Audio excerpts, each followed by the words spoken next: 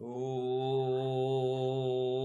वक्रतुण्डमहाकाय कोटिसूर्यसमप्रभ निर्विघ्नं कुरु मे देव सर्वकार्येषु सर्वदा।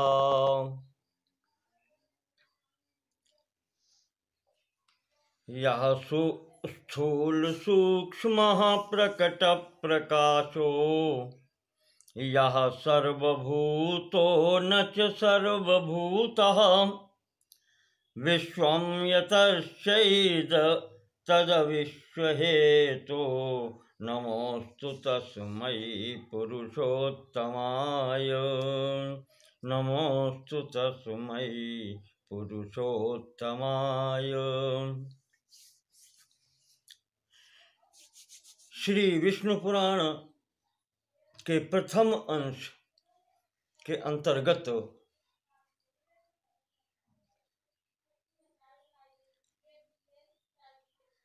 ध्रुव चरित्र के बाद में 13वें अध्याय में इनके वंश के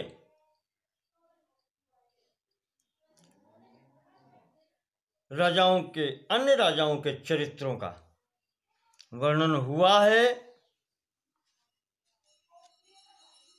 उस क्रम में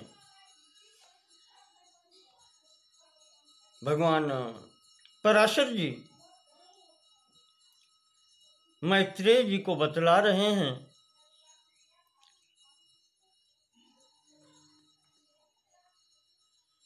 कि ध्रुव को परम गति मिलने के पश्चात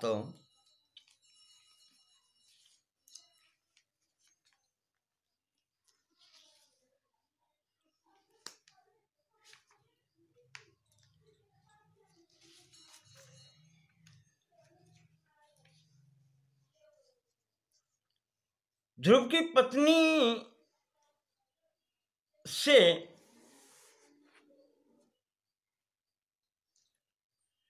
दो पुत्र उत्पन्न हुए, शिष्ट और भव्य। ध्रुवाच्छिष्टिं च भाव्यं च भव्याच्छम्भुर्व्यजायत शिष्टेराधत्त सुच्छाया पंचपुत्रान् अकल्मषान् रिपुं रिपुञ्जयं विप्रं व्रकलं व्रकतेजसं रिपोराधत्त बृहति चाक्षुषं सर्वतेजसम्।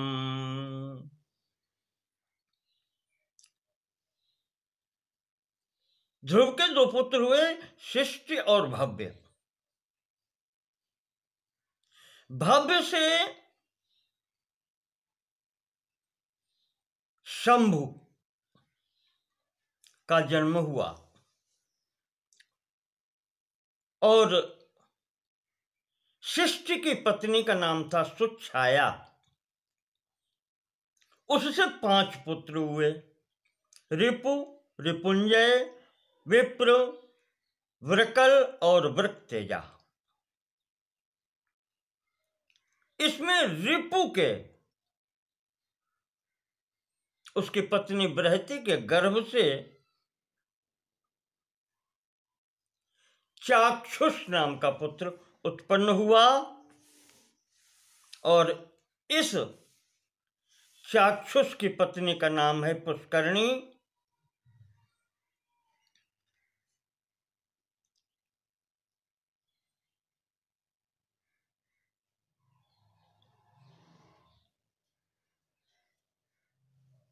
इनसे जो पुत्र उत्पन्न हुआ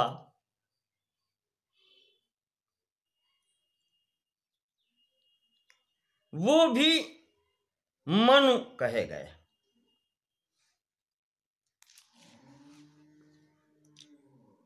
और ये छठे मनवंतर के अधिपति हुए। इनका ही नाम श्रीमद् भागवत में चाक्षुष आया है।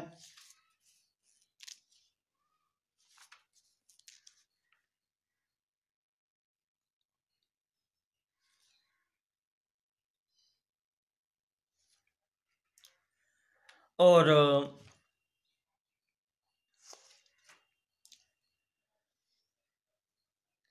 श्रीमद् भागवत में दूसरे प्रकार से वर्णन है, पर हम यहां पर अपने मुख्य विष्णु पुराण के आधार पर चल रहे हैं।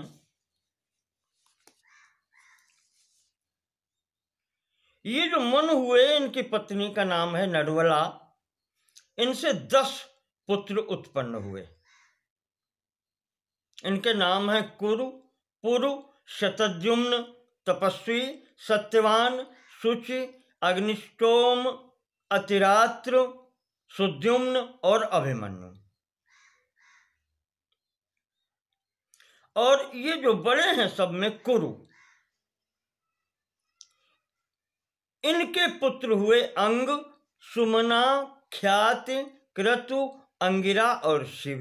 ये 6 पुत्र हुए।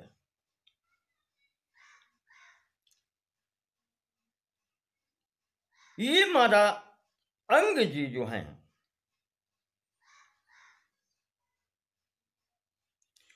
इनसे इनकी पत्नी जो थी, नाम था सुनीता।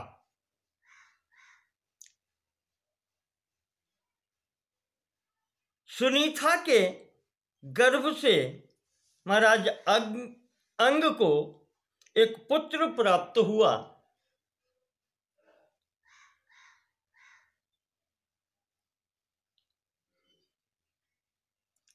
साधना करके, यज्ञ करके पुत्र प्राप्त हुआ, जिसका नाम हुआ वेन।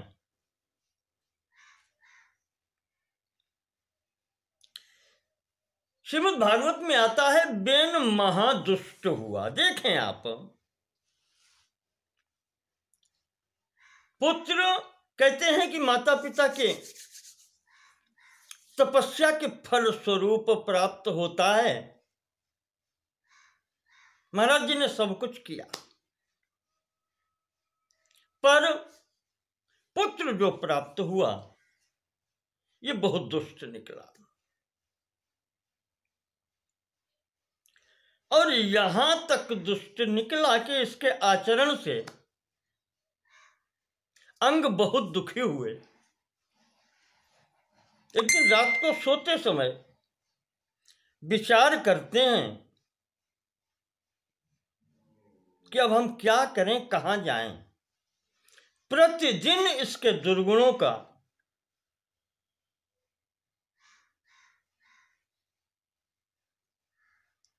प्रतिफल हमको इसकी निंदा के रूप में सुनना पड़ता है।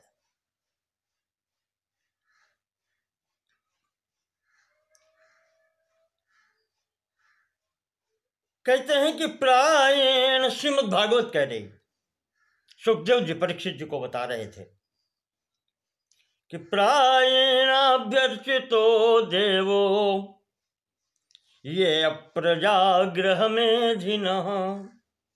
जिनकी कोई संतान नहीं होती है, बहुत से देवी देवताओं को मनाते हैं, पूजा प्रार्थना तपस्या करते हैं, अर्चना करते हैं कि हमें एक संतान प्राप्त हो जाए, वंशधर पुत्र प्राप्त हो जाए। और फिर इतना सब कुछ करने के बाद में ऐसा पुत्र प्राप्त हो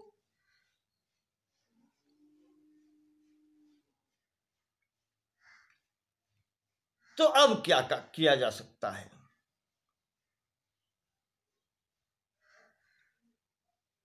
बहुत सोच विचार के अंततः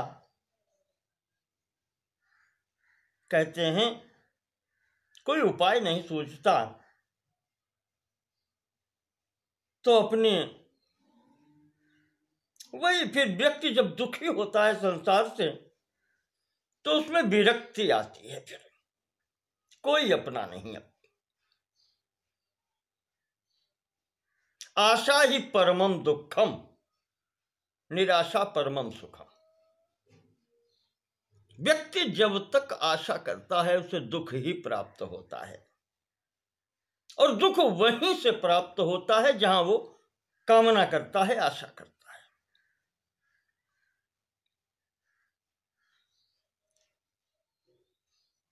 परमात्मा का स्मरण करते हैं, सोचते हैं प्रभु आपने दिया है तो कुछ विचार करके ही दिया होगा। अंततः निष्कर्ष निकाला, कदपत्यम वरम मन्ये सदपत्याच्छुचाम पदात्।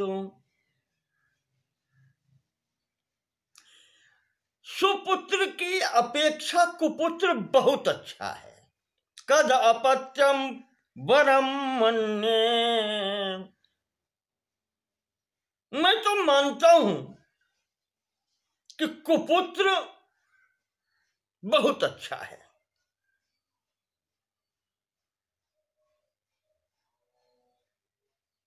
क्यों? निर्विद्येत गृहान मर्त्यो यत क्लेश निवहा गृहाम। क्योंकि ये गृहस्थ आश्रम ऐसा है, इसमें क्लेश ही क्लेश रहता है। क्योंकि आशाएं, कामनाएं सदैव साथ लगी रहती हैं। तो इस गृहस्थ आश्रम से वैराग्य दिलाने में ये कुपुत्र बहुत सहायता करता है। निर्विद्येत गृहान मर्त्यो, मर्त्य ये जीव, इसके कारण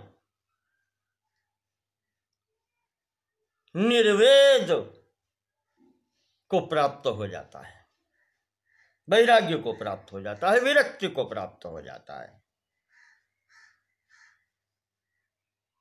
विचार करते हुए महाराज के वैराग्य हो गया संसार से, अब क्या करना। रात में ही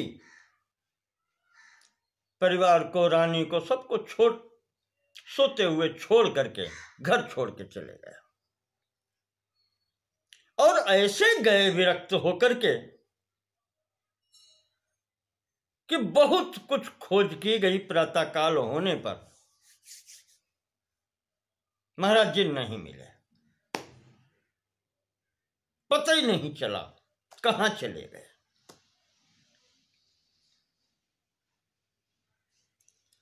क्या करें? सिंहासन खाली। माता सुनीता से परामर्श करके मंत्रियों ने इस दुष्ट वेन को राज सिंहासन पर बिठा करके राज तिलक कर दिया। साधारण तौर से लोग कहते हैं कि जब व्यक्ति के ऊपर भार आ जाता है, घर गृहस्थी कह ले, राज्य राजकुमार है, तो कहते हैं जब भार पड़ेगा तो समझ आएगी और समझदार होगा तो सुधर जाएगा। पर यहां कोई प्रभाव नहीं हुआ। इसने सिंहासन पर बैठते ही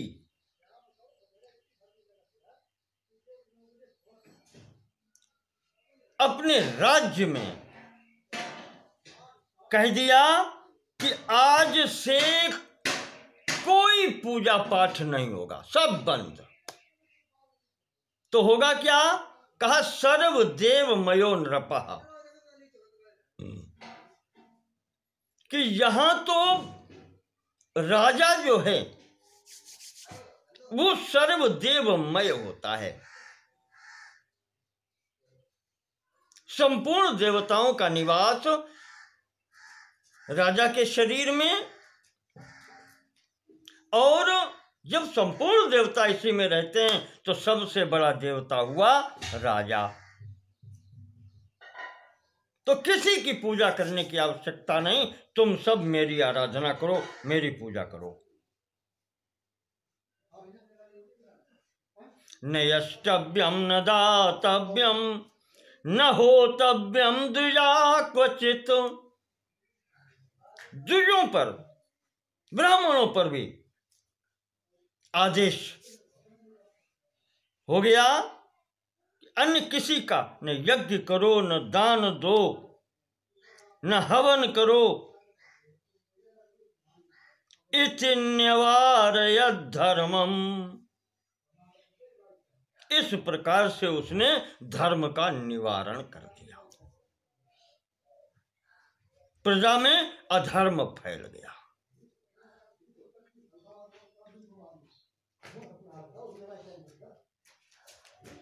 ऋषियों मुनियों ने सबने बहुत कुछ समझाया पर यह माना नहीं।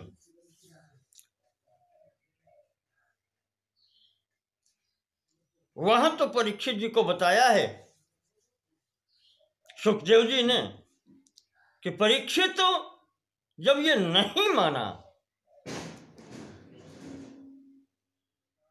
तो पूरी प्रजा विपरीत इसके हो गई। ऋषि मुनि भी इसके साथ छोड़ कर चले गए। हन्यताम हन्यताम एष पापः प्रकृति दारुणः। चारों तरफ से ये हो गई कि मारो इसको, हटाओ यहां से, ये तो पापी है।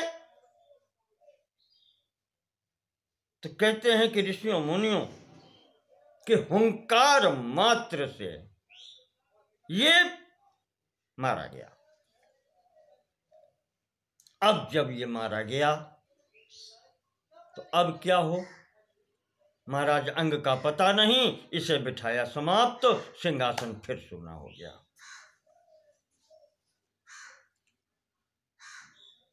चारों तरफ अराजकता फैल गई। चोरों का, दस्युओं का, डाकुओं का आतंक बढ़ने लगा। इधर ब्राह्मणों ने सोचा, ऋषियों ने सोचा कि भगवान के भक्त ध्रुव का ये वंश है, समाप्त नहीं होना चाहिए। भगवान से प्रार्थना की। इस मृत शरीर वेन के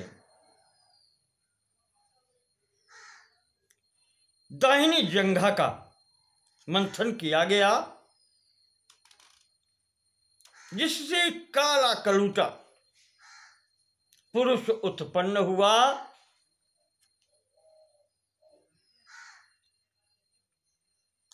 हाथ जोड़ के खड़ा है। महाराज क्या आज्ञा है? तो इससे कहा गया निषीद, एक तरफ बैठो। निषीद प्रथम इसके लिए कहा गया, तो यही आगे चल करके निषाद हुआ। मल्लाह, पाप जो उसके था वो पाप इस रूप में प्रकट हुआ। तत्पश्चात देखा इससे भी कार्य नहीं होगा, तो ऋषियों ब्राह्मणों की मंत्रणा से इसके दाहिनी भुजा का मंथन किया गया वेन की, जिससे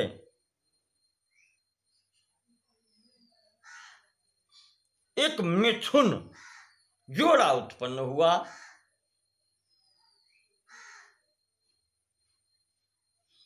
एक पुरुष एक स्त्री।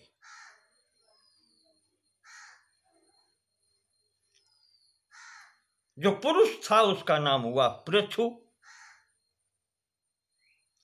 और स्त्री रूप में जो इसके धर्मपत्नी रूप में आई उसका नाम था अर्ची।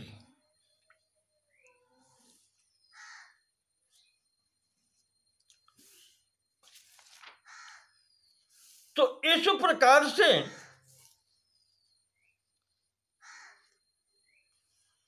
इनकी उत्पत्ति हुई।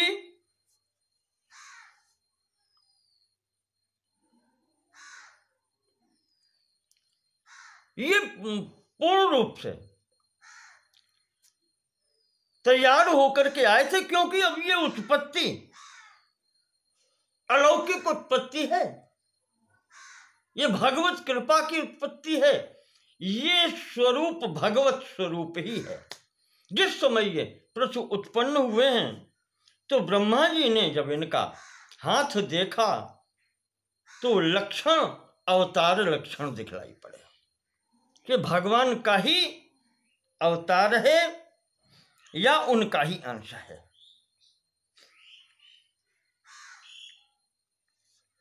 ये कवच कुंडल धारण किए हुए आए थे और इनके साथ में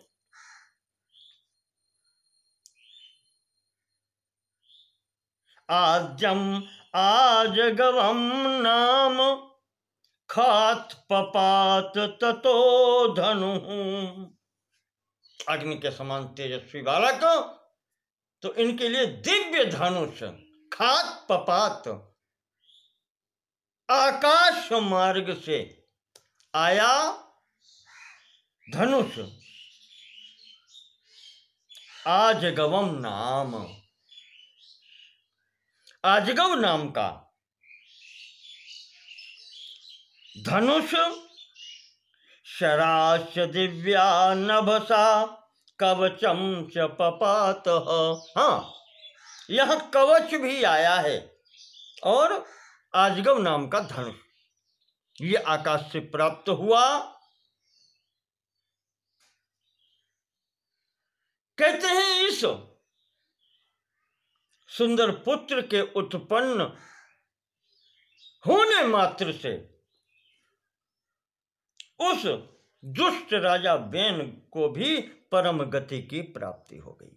सत्पुत्रेण जातेन, इस सतपुत्र की उत्पत्ति के कारण ही वेनोपि त्रिदिवम ययौ, वो राजा बेन जो दुष्ट था वो पुत्र के सतपुत्र के कारण कहते हैं वो भी स्वर्ग लोक चला गया। पुन्नामनो नरकात्रातः सुतेन सुमहात्मनाम, बिना पुत्र के कारण जो पुम नाम की नरक की प्राप्ति पिता को होती है उससे छुटकारा पा गया और स्वर्ग को चला गया। यहां पर अब महाराज पृथु का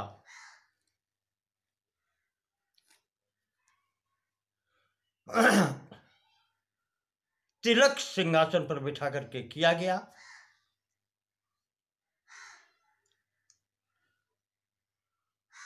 उनके हाथ में पितामह ने देखा था कि दाहिने हाथ में चक्र का चिन्ह था।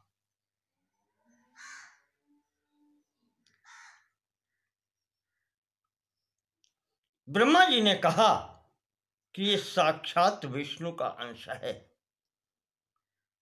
ऐसा चिन्ह तो चक्रवर्ती राजाओं के हाथ में होता है।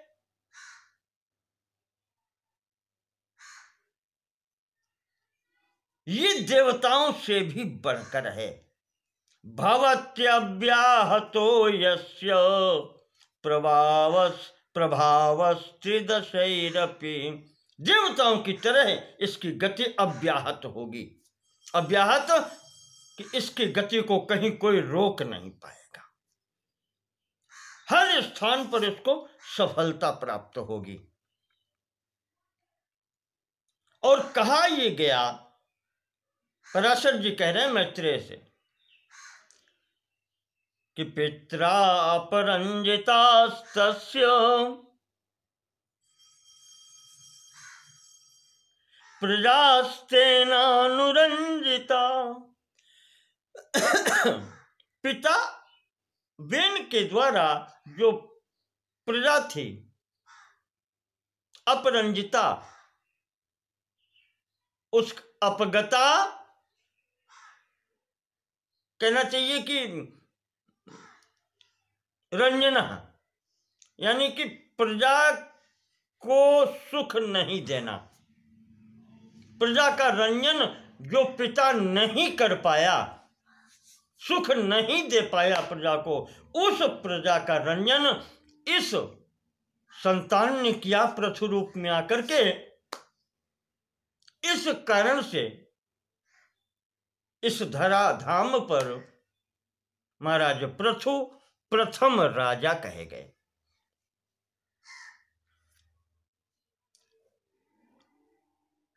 इसीलिए वो अनुरागात् ततस्तस्य नाम राजेत्यजायत।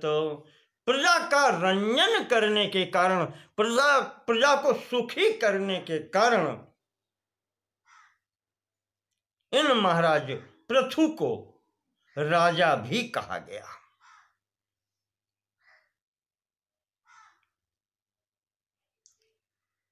जब भी जहां भी जाते थे, चाहे जल हो, थल हो, नभ हो, इनकी गति कभी भी कुंठित नहीं होती थी। कोई इनके मार्ग में विघ्न नहीं कर पाता था।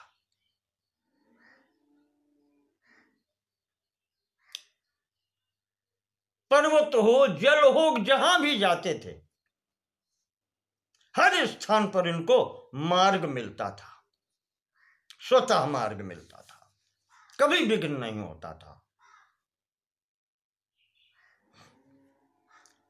कहते हैं ध्वजा कभी भंग नहीं हुई, अर्थात चाहे वृक्ष हो, चाहे पहाड़ हो, पूरा रथ सहित ये निकल जाते थे, कहीं कोई रोक टोक नहीं थी।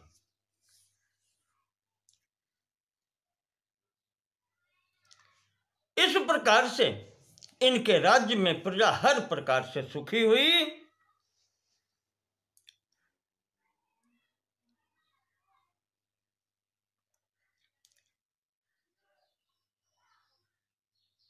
अधिक क्या, इन्होंने बहुत अच्छे अच्छे कार्य किए।